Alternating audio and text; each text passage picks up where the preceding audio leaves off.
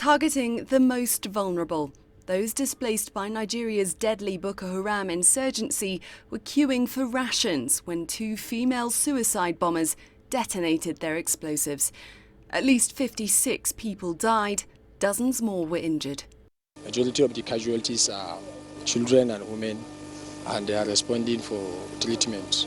There's no network here and communication preparation to respond, so it took us a while before we responded.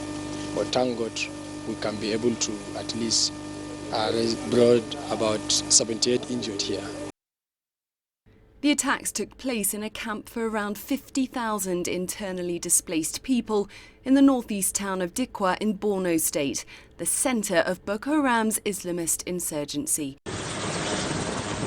Military officials said a third suicide bomber refused to detonate her explosives when she realised her family were inside the camp.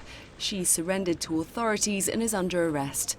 No group has claimed responsibility, but the attack bore the hallmarks of Boko Haram, which has frequently used female bombers and even children to hit targets.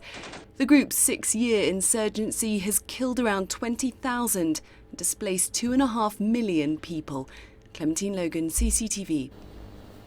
Well, let's get to more on this now. CCTV's Deji Bedmus joins us live from Lagos for the latest.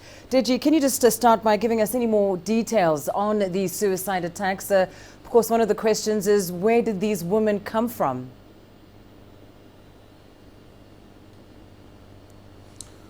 Well, we still do not know where the women actually came from.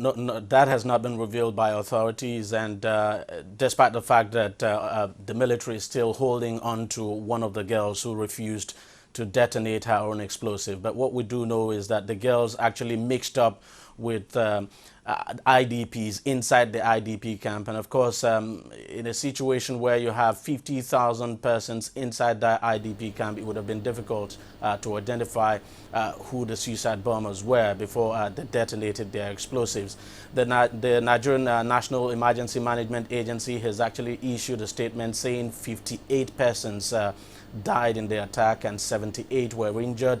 And this attack actually happened on Tuesday, but information did not get out to the public until yesterday. And the reason is just because Dikwa town itself is some 85 kilometers from Maiduguri, and there's no communication infrastructure in that area. But the Nigerian government, of course, has ordered, the Vice President has actually ordered that security be stepped up in all the IDP camps in the country now following that attack. Lindy?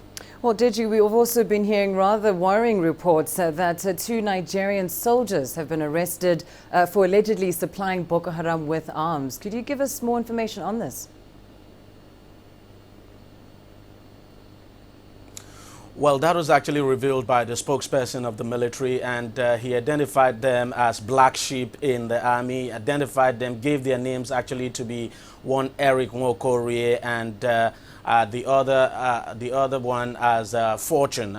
Both of them were actually arrested in a place called Yola. Yola is in the northeast of the country. Is one of it's in Adamawa State. It's actually the capital of Adamawa State, one of the states that is been ravaged by the Boko Haram insurgency.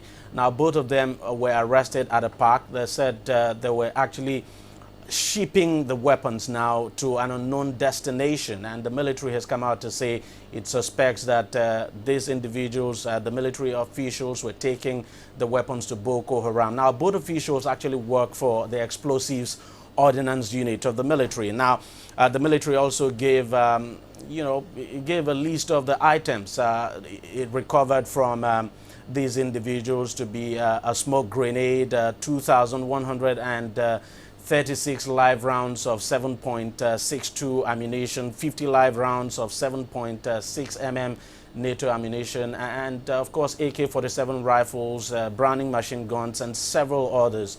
It's actually a surprise. The military says it's surprised that 2 of its officials would be involved in this, but there had always been suspicions that some members of the military might have been supplying weapons to Boko Haram.